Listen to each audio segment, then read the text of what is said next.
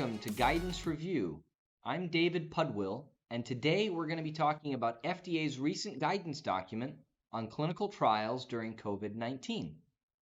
A few takeaways that I'd like for you to have from today's video are: 1, considerations for ongoing trials during COVID-19. 2, what if appropriate policies and procedures are not already in place? And 3, what to do for all trials impacted by COVID-19. With that, let's go ahead and get into the guidance documents. So here we have the high-level overview. We can download the final guidance document here. We see this was published in September 2020. It's guidance for industry, investigators, and institutional review boards. And there's a docket here, and it's issued by CBER, CDRH, and CDER, and the Office of the Commissioner, Office of Clinical Policy and Programs, Office of Clinical Policy, Office of Good Clinical Practice. And there's some high-level detail here, and we can submit comments online. And we'll go ahead and take a look at regulations.gov, which we can pull up here. And this covers the broad set of COVID-19 guidance documents that have been published by FDA. And we see that there are a number of comments across all of the COVID guidance documents, and we don't see any recent comments here. We can get to the same location a couple different ways there, or a couple of different links, and there's really no update as of the filming of this particular video. So we go ahead and close out regulations.gov. Move over to download the final guidance document. We can pull that up here. And we get into a pretty high-level document. Originally, we can see there was a publication in March 2020, updated on September 21st, 2020. And again, same information about where comments can be submitted. And any questions can be directed to clinical trial conduct, COVID-19, at fda.hhs.gov. And again, all the same actors that we talked about before: CDER, CBER, CDRH, OCE, and OGCP. And in terms of public comment, comments may be submitted at any time for agency consideration. And for questions about this document, again, contact clinical trial conduct, COVID-19 at fda.hhs.gov. And we can get into some introduction, background, discussion, and additional resources. And there are a lot of additional resources for this particular guidance document. So I definitely recommend that you spend some time on your own going through some of those questions. I won't get into all of them in today's video. Here, some high-level overview. This is fairly standard, but FDA plays a critical role in protecting the United States from threats such as emerging infectious diseases, including the coronavirus disease 2019 or COVID-19 pandemic. FDA is committed to providing timely guidance to support response efforts to this pandemic. FDA is issuing this guidance to provide general considerations to assist sponsors in assuring the safety of trial participants, maintaining compliance with good clinical practice, and minimizing risk to trial integrity for the duration of the COVID-19 public health emergency. And here it says the appendix to this guidance further explains those general considerations by providing answers to questions that the agency has received about conducting clinical trials during the COVID-19 public health emergency. This policy is intended to remain in effect only for the duration of the public health emergency. And given the public health emergency, and as discussed here, this guidance is being implemented as all other of these guidances around COVID-19 without prior public comment, because FDA has determined that prior public participation is not feasible or appropriate. But again, you can submit your comments. And here's another little bit of high-level boilerplate about FDA's guidance documents, including this guidance, not establishing legally enforceable responsibilities. Instead, it describes current thinking and should be viewed only as recommendations. Again, unless specific regulatory or statutory requirements are cited. And in terms of background, here's some high-level background around COVID-19. Hopefully you're aware about this. If not, I don't know what to tell you. But we'll go ahead and move on. Specifically, FDA calls out good clinical practice and that there may be challenges that lead to difficulties in meeting protocol specified procedures, including administering or using the investigational product or adhering to protocol mandated visits and laboratory testing. And FDA recognizes this, and that's why they put out this guidance. So here in the discussion, the first takeaway point is really around considerations for ongoing trials. And ensuring the safety of trial participants is paramount. FDA writes here, and that's generally FDA's stance and the stance of, I think, most sponsors as well, most companies. Sponsors should consider each circumstance, focusing on the potential impact on the safety of trial participants and modify study conduct accordingly. Study decisions may include those regarding continuing trial recruitment, continuing use of the investigational product for patients already participating in the trial, and the need to change patient monitoring during the trial. In all cases, it is critical that trial participants are kept informed of changes to the study and monitoring plans that could impact them. Next, sponsors, in consultation with clinical investigators and institutional review boards, or IRBs, independent ethics committees, IECs, may determine that the protection of a participant's safety, welfare, and rights is best served by continuing a study participant in the trial as per the protocol, or by discontinuing the administration or use of the investigational product, or even participation in the trial.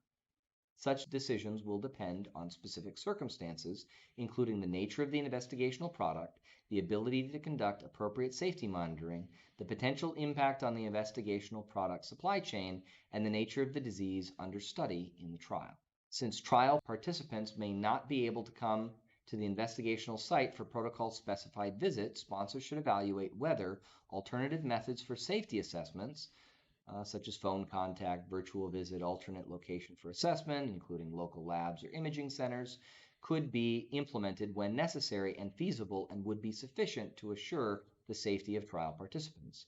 Sponsors should determine if in-person visits are necessary to fully assure the safety of trial participants, for example, to carry out procedures necessary to assess safety or the safe use of the investigational product appropriately in making the decision to continue use or administration of the investigational product. The sponsor should consider whether the safety of trial participants can be assured with the implementation of the altered monitoring approach.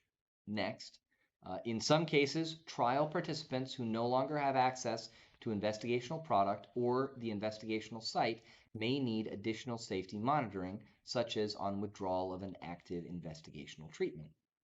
Next, the need to put new processes in place or to modify existing processes will vary by the protocol and local situation. For example, this assessment could include consideration of whether it is appropriate to delay some assessments for ongoing trials, or if the study cannot be properly conducted under the existing protocol, whether to stop ongoing recruitment or even withdraw trial participants. COVID-19 screening procedures that may be mandated by the healthcare system in which a clinical trial is being conducted do not need to be reported as an amendment to the protocol, even if done during clinical study visits, unless the sponsor is incorporating the data collected as part of a new research objective. Next, changes in a protocol are typically not implemented before review and approval by the IRB or IEC, and in some cases by FDA.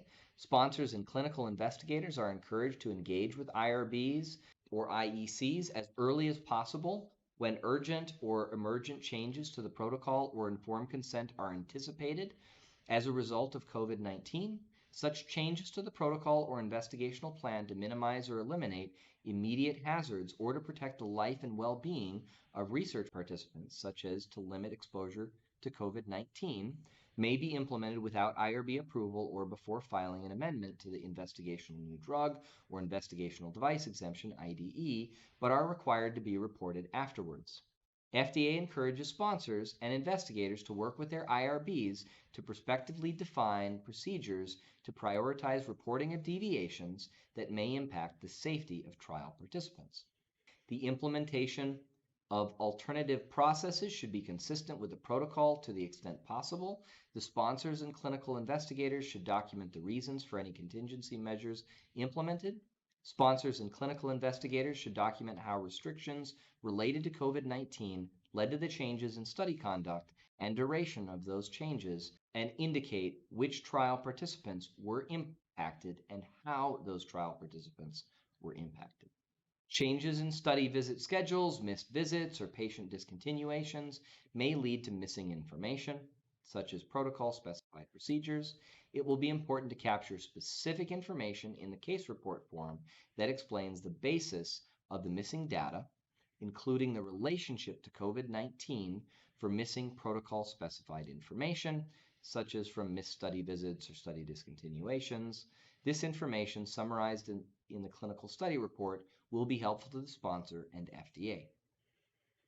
If scheduled visits at clinical sites will be significantly impacted, certain investigational products, such as those that are typically distributed for self-administration, may be amenable to alternative secure delivery methods. For other investigational products that are normally administered in a healthcare setting, consulting FDA review divisions on plans for alternative administration, such as home, nursing, or alternative sites, by trained but non-study personnel is recommended. In all cases, existing regulatory requirements for maintained investigational product accountability remain and should be addressed and documented.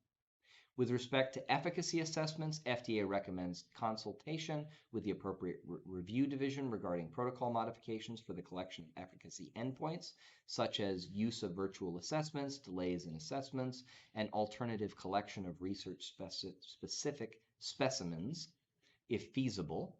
For individual instances where efficacy endpoints are not collected, the reasons for failing to obtain the efficacy assessments should be documented, such as identifying the specific limitation imposed by COVID-19, leading to the inability to perform the protocol-specified assessment. Next, if changes in the protocol will lead to amending data management or statistical analysis plans, the sponsor should consider doing so in consultation with the applicable FDA review division. Prior to locking the database, sponsors should address in the statistical analysis plan how protocol deviations related to COVID-19 will be handled for the pre-specified analyses. If planned on-site monitoring visits are no longer possible, sponsors should consider optimizing use of central and remote monitoring programs to maintain oversight of clinical sites. So the next major bullet here is the second key takeaway point.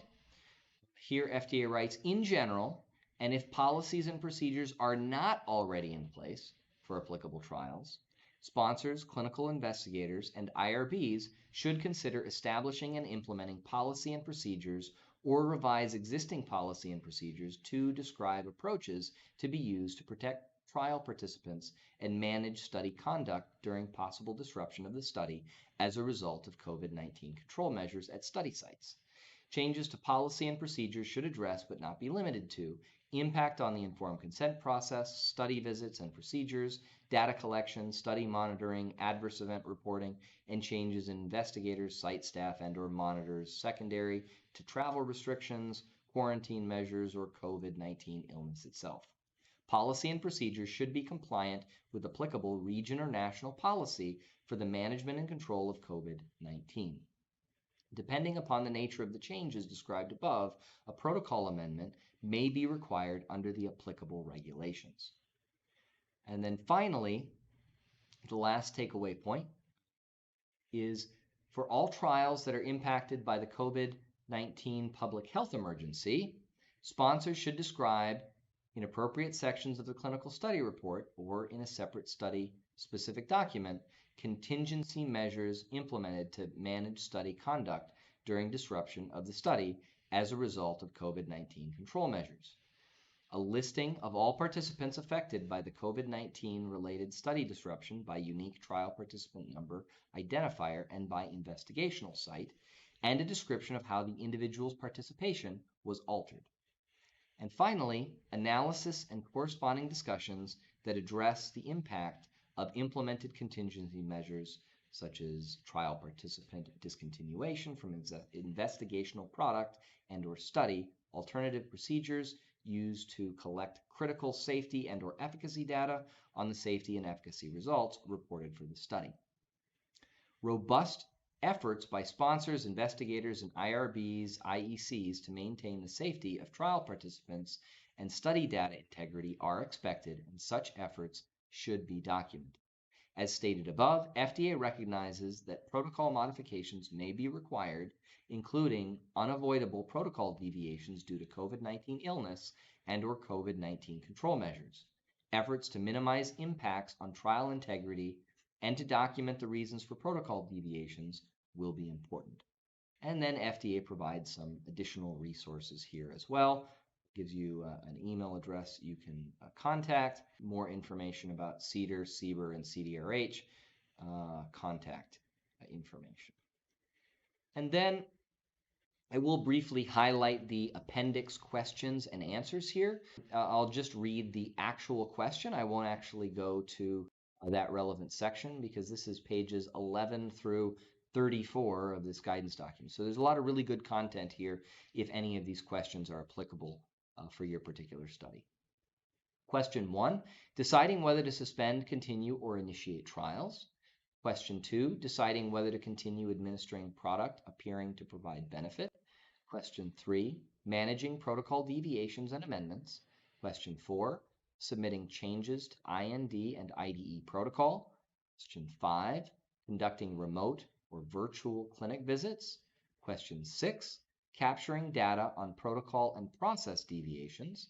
Question 7, delivering low-risk investigational products to home. Question 8, changing site for delivering high-risk investigational product. Question 9, alternative monitoring approaches. Question 10, obtaining informed consent for patients in isolation. Question 11, obtaining informed consent from legally authorized representatives. Question 12, obtaining informed consent when electronic and paper forms cannot be provided.